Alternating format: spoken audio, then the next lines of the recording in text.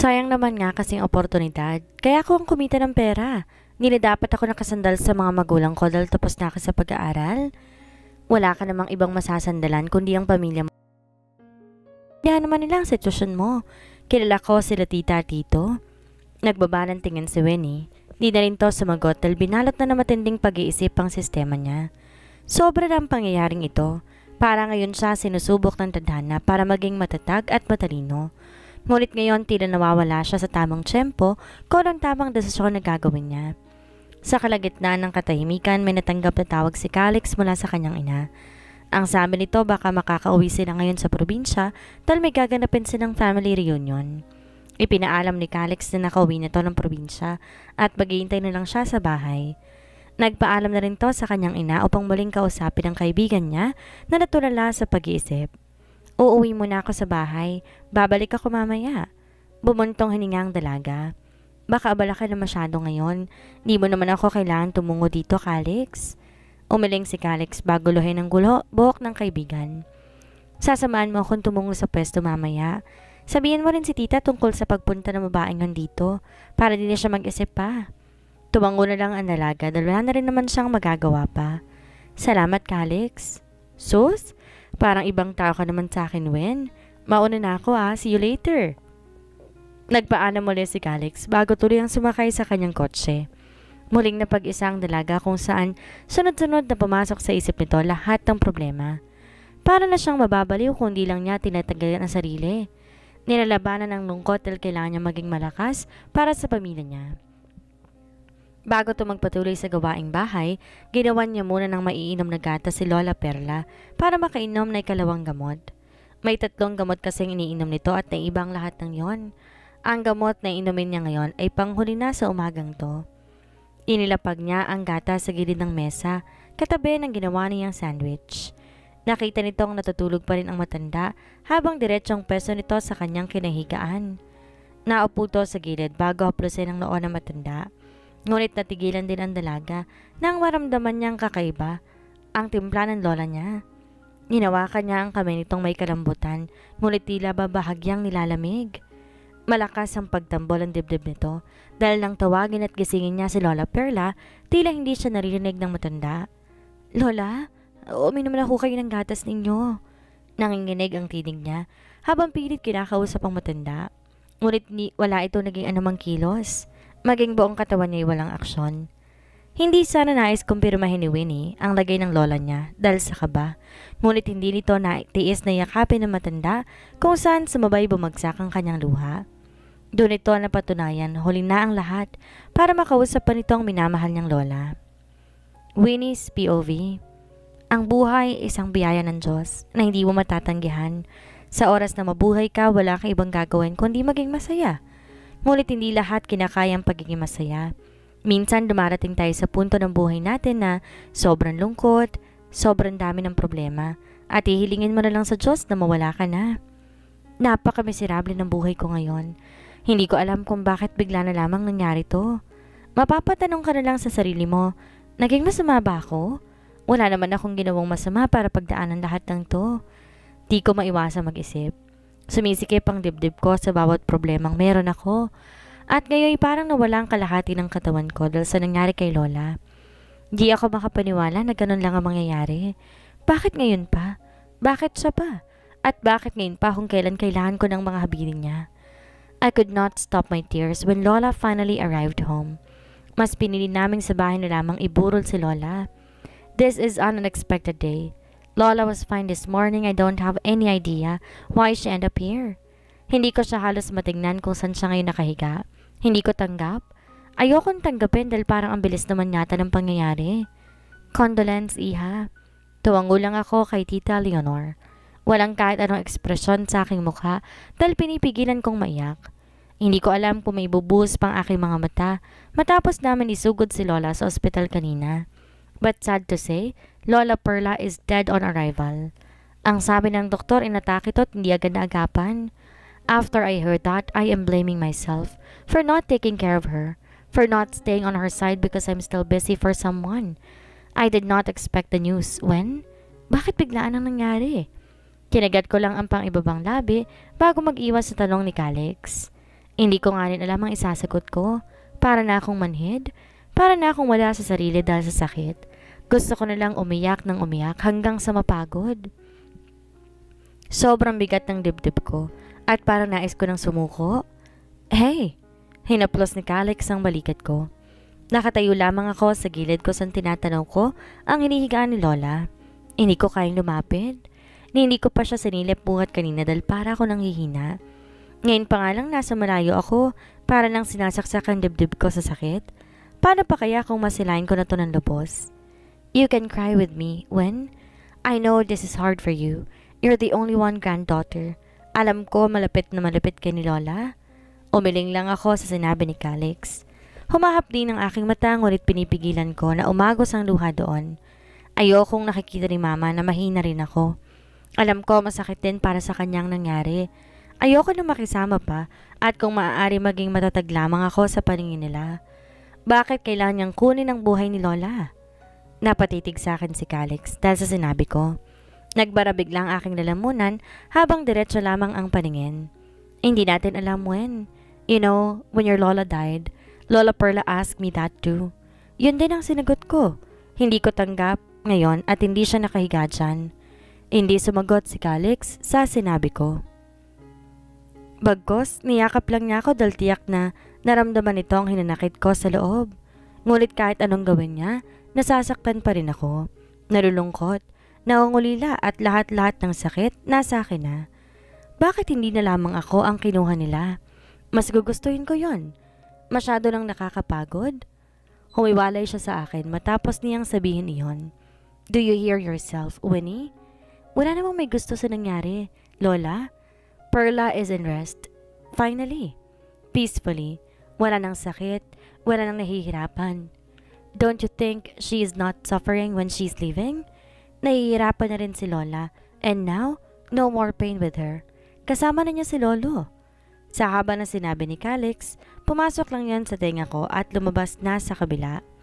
Kahit ni isang katiting na letra, walang nanatili sa isipan ko. Bumuntong hininga siya. Alam ko ang nararamdaman mo. Alam ko mahirap tanggapin. Di naman kita pipilitin.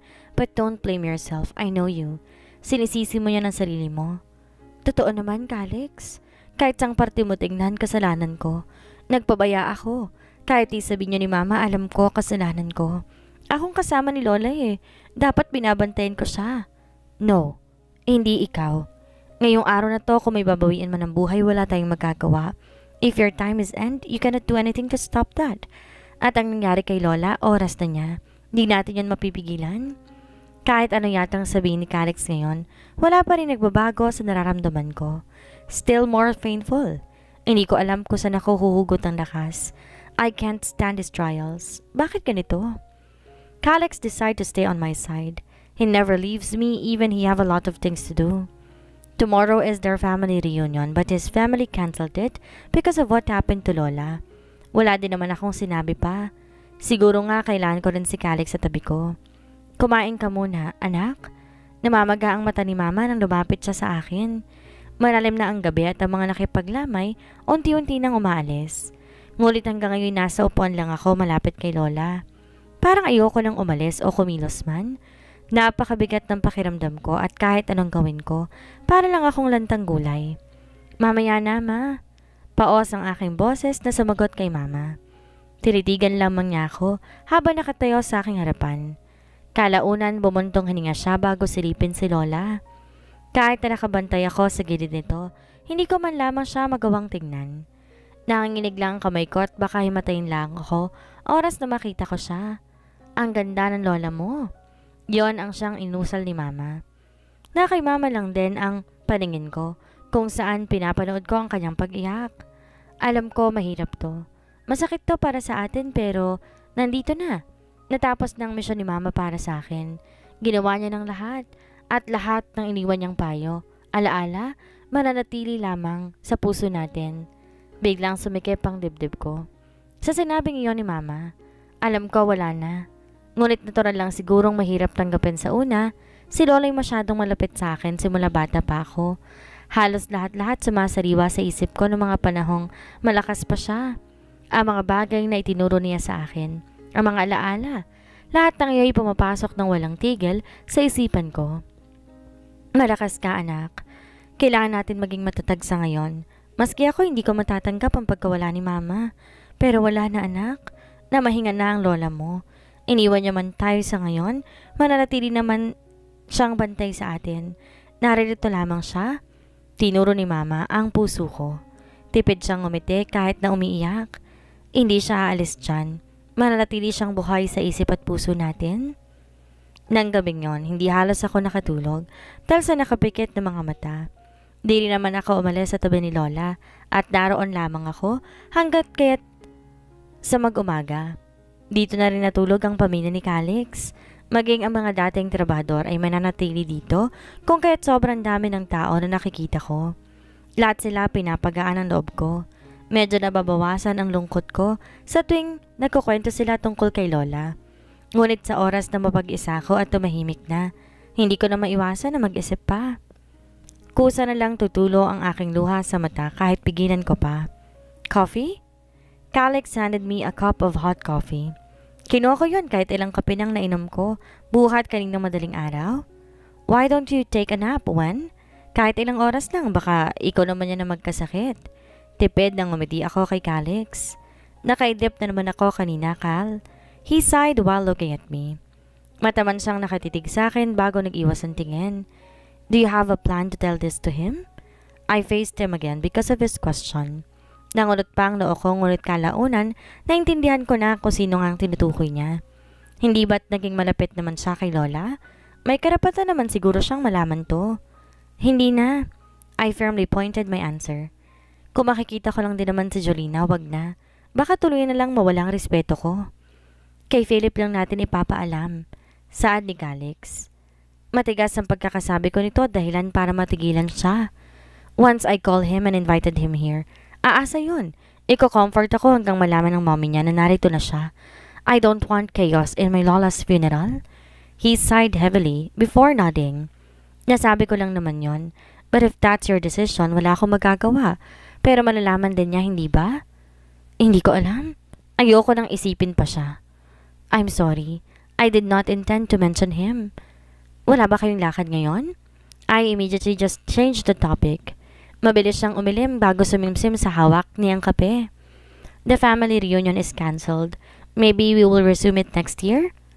Kung ganon, dito ka muna? Tumingo siya. Of course. I won't leave you here, Winnie. Sa tabi mo lang ako habang nandito si Lola. Hindi rin naman ako aalis. Masakit din sa akin ang pagkawala ni Lola, but we cannot do anything more just to accept that she is already gone. Para na rin makapagpahinga siya ng tuluyan. Bumuntong hininga ako sa sinabi ni Calix. Alam ko naman may punto siya, ngunit hindi ko lang alam kung paano.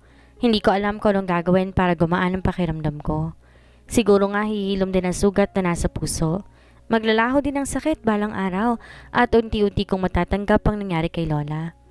Nung araw na yon, sinubukan kong tignan si Lola upang tanggapin sa sariling namatay na talaga ito. Nawala na talaga siya at kailanman hindi rin namin to makakasama pa. Sa mga araw na to, susulitin ko na lamang ang oras na nakikita siyang namamanghinga. Mahirap man ang pagtanggap sa nangyari, pero tama si Calix at Mama. Wala kaming magagawa kundi tanggapin ang nangyari dahil nagwawakas talaga ang buhay na isang tao. Ang masakit lang, nawala si Lola sa di magandang paraan. Ni hindi man lang ako nakabawi sa lahat ng ginawa niya para sa akin, kaya ang hinanakit ko halos sagad hanggang puso. Ang sabi nila, pag maganda daw ang isang taong namatay at maaliwalas ang mukha, tanggap nito ang nangyari sa kanya. Nilingon ko si Calix na magsalita to sa gilid ko. Ikatlong araw na ngayon ni Lola. Miyerkules na at nakatakdang ilibing to sa araw ng Sabado. Kahit medyo matagal pa ang araw na yon, parang ayoko nang dumating ang araw ng Sabado. Ayoko pang umalis si Lola sa bahay at ihatid sa huling hantungan nito. Paano kung sadyang maaliwalas na ang mukha ni Lola, pero di niya talaga gustong nangyari sa kanya? Paano yun? Ngumiti si Calix bago umiling. Maniwala ka sa akin, totoo yon. Kaya isipin natin na masaya na si Lolo at Lola doon. Magkasama na silang muli. Di ako sumagot sa sinabi ni Calix. Binalingan ko ng tingin si Lola bago haplusin ang salamin ng kanyang hinigaan. Ang ganda nga naman ni Lola. Maganda ang pagkakamakeup nito at maaliwalas ang mukha. Sana nga totoong sinabi ni Calix. Sana nga magkasama na silang dalawa ni Lolo doon upang hindi malungkot si Lola. Alam ko rin nais ni Lola dito siya ilibing sa probinsya. Nasabi niya na yun sa amin ni Mama kahit pabiro lang, pero ngayong nangyari talaga parang kay hirap. Kumain ka na doon, imbitahin mo si tita. Hindi pa kayo kumakain ng maayos. Tingnan mo ang katawan mo, taba man na sana kaso pumayat ka na naman. Tinignan ko ang sarili dahil sa sinabi nga ni Calix. Hindi ko naman yun pinapansin dahil nakafocus ako kay Lola. Hindi ko na rin alam na napabayaan ko na palang sarili ko. Ayos lang naman ako. Si tita, bakit di mo siya kumbinsing kumain? Pareho kayong dalawa matigas ang ulo ninyo. Sa tingin nyo ba gusto ni Lola na nagpapalipas kayo ng gutom? Di naman ako nagugutom Tingnan mo na, ang tigas talaga ng ulo mo. Ako munang maiwan dito, kumuha ka ng pagkain mo. O baka gusto mo akong kumuha para sa'yo. Umiling ako sa sinabing iyon ni Calix. Ako na, hindi pa ba kumakain si Mama? Hindi pa, kayong dalawa? Napabuntong hininga ko. Madalas kasi nasa labas si Mama, inaasikasong ilang nakikipaglamay. Hindi nawawala ng bisita si Lola kung kaya't masyado ring abala si Mama. Ayoko naman nang iwan si Lola dito. Sinusulit ko ang oras na kasama pa rin siya Sige na, kumain ka na. Kung narito lang si Lola, sisermonan ka nun. Tumango na ako. Tuluyan na rin akong lumisan para puntahan si Mama sa labas. Nagkasalubong pa kami ni Papa na may dalang parisukat na basket. Kumain ka na ba, anak? Umiling ako kay Papa. Gaya ni Calix, niyaya rin ako ni Papa kanina. Kaso tumanggi ako kahit nagrereklamo na sila. Si Mama po, sabay po kaming kakain. Mas mabuti pa nga. Hindi rin nakikinig sa akin ng mama mo Tumango ako kay Papa. Lumabas ako ng bahay kung saan may bisitang naroon. Di ko alam nasa labas pala ang mga dating suki ni Lola. Naroon din ang ilang kapitbahay namin na siyang inaasikaso ni Mama. Lumapit ako sa kanila at nagmano. Nginitian nila ako bago ihatid ang kanilang pakikipaglamay. Salamat po sa pagpunta. Muli silang ngumiti. Lumapit ako kay Mama dahilan para mapalingon siya sa akin. Hindi pa raw po kayo kumakain? Mamaya na. Ngumiti sa akin si Mama. Mauna ka nang kumain. Alam ko hindi ka pa rin nagtatanghalian. Wala po kasi akong gana, Ma. Alam kong ganyan din ang nararamdaman ko. Ngunit kailangan kong kumain para may lakas akong bantay ng lola mo. Bumuntong hininga ko. Kayo po. Kakain din ako mamaya. Sige na.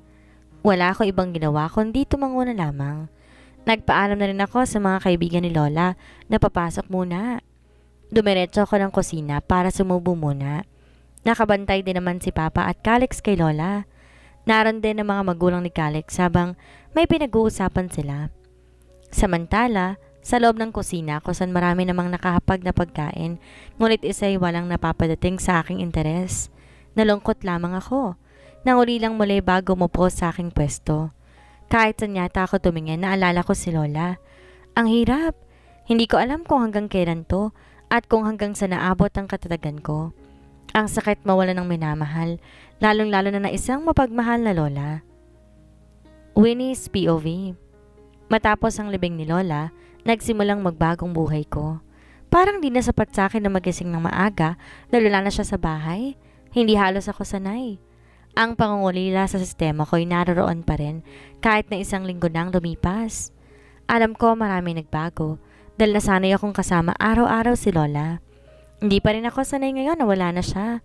Hinahanap-hanap ko pa rin ang tinig niya, ang pagngiti nito at madalas pagbibigay sa akin ng payo. Hindi ko na naman maiwasang maluha habang nasa aking silid. 7:00 na ng umaga. Alam ko dapat nakatayo na ako tumutulong kay Mama. Ngunit tila ba nakakawalang ganang bumangon. Alam kong mali ang magmukmok at hayaan sila. Hindi lang naman akong nawalan pati rin sila. Pero ang sakit kasi. When? Mabilis na napunasan ko ang aking luha matapos marinig ang tinig ni Mama.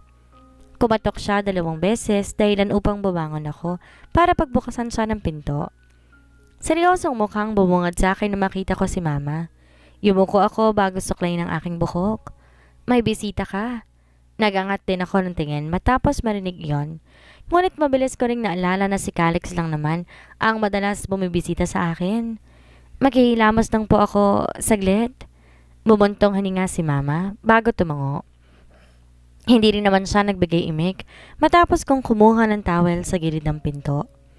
Lumabas agad ako ng silid upang sa iba maghilamos. Nasabi ni Mama na maghihintay na lamang sila sa sala upang hindi mainip doon si Calix. Hindi na ako nag-abalang magbihis pa matapos ko maghilamos. Dumiretso ako sa sala kung saan naroon nga si Calix at Mama. May nakagawa ng kape para kay Calix. Maayos din ang kanyang forma na para bang may pupuntahan. Ngumiti siya sa akin matapos kong maupo sa harapan niya. Nagpaalam din saglit si Mama na ayusin muna ang mga almusal ng trabahador namin. I'm going back to Manila today. Tinitigan ko lang si Calix matapos niyang sabihin yon. Ayaw mo bang sumama sa akin? Nangulot ang noo ko. Wala akong gagawin sa Manila, Calix. Pwede ka maghanap ng trabaho mo doon. May kilala ako naghahanap ng assistant niya.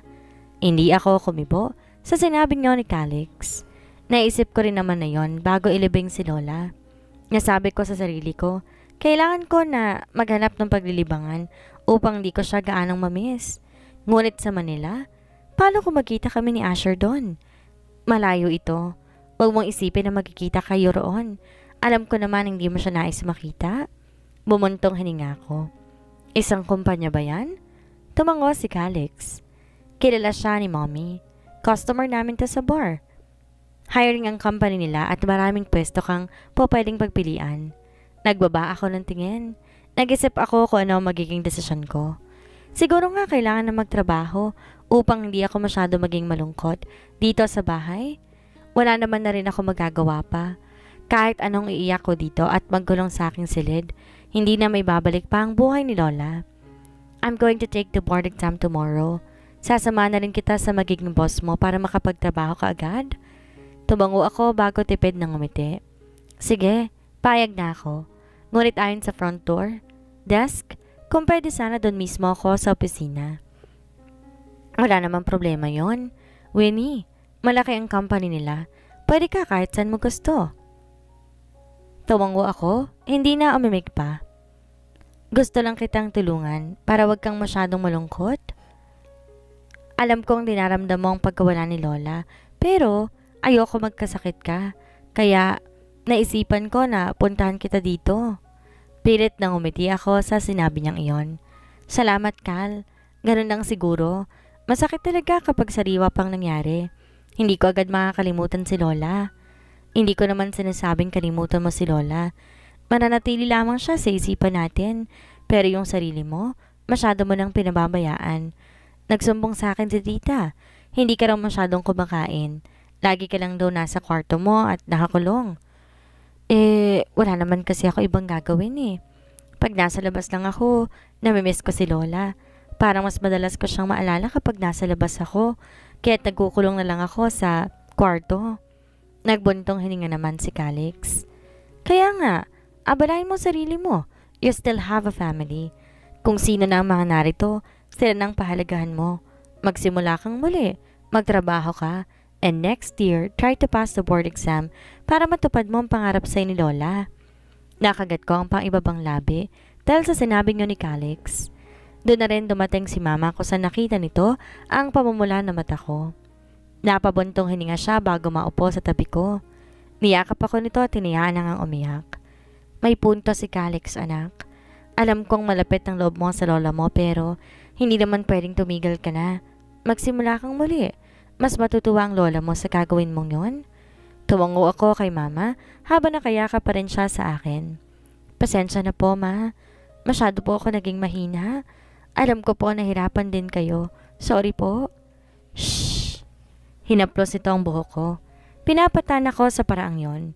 Normal lang ang maging mahina sa ngayon pero alam ko, makakabangon muli tayo. Matutupad mo lahat ng pangarap sa ng lola mo. Muli, tumango ako. Dumistansya ako kay Mama at doon, pinunasan kong luhang nasa pisngi ko. Sasama po muna ako kay Calix, Ma.